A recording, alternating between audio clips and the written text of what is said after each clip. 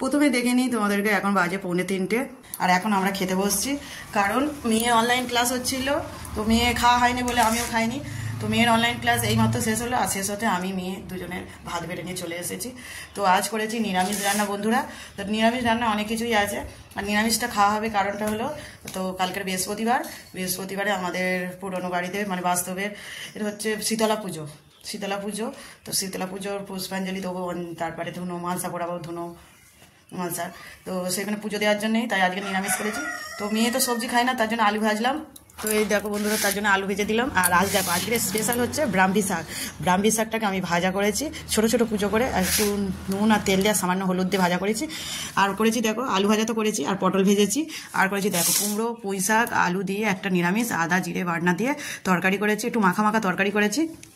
তো অনলাইন ক্লাসের জন্য আমাদের দেরি হয়ে গেল খাওয়া। তো সকালে প্রথম ক্লাস করতে পারলো না, অনলাইনে যে লিঙ্ক পাঠিয়েছিল সেটার প্রবলেমে কোনো কারণে সেটা জয়েন করতে পারেনি। তারপরে সেকেন্ড ক্লাসটা থেকে ফের ক্লাস শুরু করলো।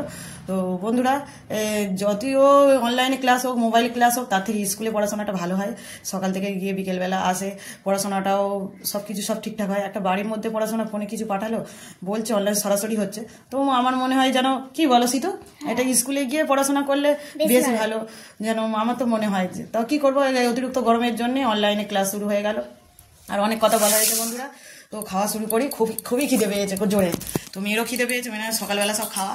তো আজকে অনেক দেরি হয়ে গেল, এতদিন আমাদের এত দেরি হয় না। তো মেয়ের জন্য দেরি করছিলাম একসাথে খাওয়া বলে। আর মেয়ে দেখো ব্রাহ্মী শাক, সিধু খাবে তো খেতে হয় ব্রাহ্মী শাক। কি বলো বন্ধুরা, ব্রাহ্মী শাক ভাজা খেতে হয়, খুবই ভালো। ছোটবেলায় তোমাকে তো আমি খাওয়াতাম, আর ঠাকমা তুলে নিয়ে আসবে। তো বন্ধুরা সকালবেলা মাঠে গিয়েছিলাম কড়াই তুলতে, তা সেখানে আসার পথে পুরো মাঠে ভর্তি ব্রাহ্মী শাক আছে। না খেয়ে না, আলু ভাজা দিয়ে খাওয়াচ্ছি, ছোটবেলায়ও খাওয়াতাম। আর এখন আজকের অনেকদিন পরে ব্রাহ্মী শাক চোখে পড়লো, তো পুরো মাঠটাই ভর্তি হয়ে আছে। ওই যে মাঠে কড়াই তুলতে গিয়েছিলাম তার পাশের জমিটায়। তো খেতে শুরু করি বন্ধুরা, তোমাদের তো খাওয়া হয়ে গেছে, তো আমরা এখন খাচ্ছি। খেয়ে নাও গিলে খেয়ে নাও। হ্যাঁ, আর আলু ভাজা করেছি, তোমার পটল খাবে না বলে ওর জন্য এই চাকা করে আলু ভেজেছি। আমিও খেতে শুরু করছি বন্ধুরা, খুবই খিদে পেয়েছে জোরে। স্কুলের ইউনিফর্ম পরে ক্লাস করতে হচ্ছে সকাল থেকে। আর ব্রাহ্মী শাকটা একটু তেতো মতো, একটু টিপকুড়ি লাগবে, খুব যে তেতো তা না, তেতো নয়।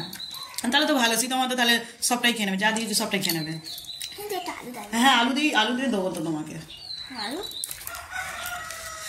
শাকটা খাওয়াচ্ছি বলে বন্ধুরা আমি এখন গালে তুলে খাওয়াচ্ছি।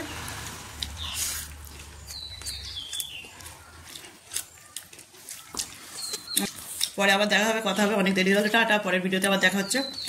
আমাদের রান্নাটা কেমন হলো অবশ্যই কমেন্ট করে জানাবে। কারা ব্রাহ্মী শাক খেতে পছন্দ করো অবশ্যই কমেন্ট করে জানাবে।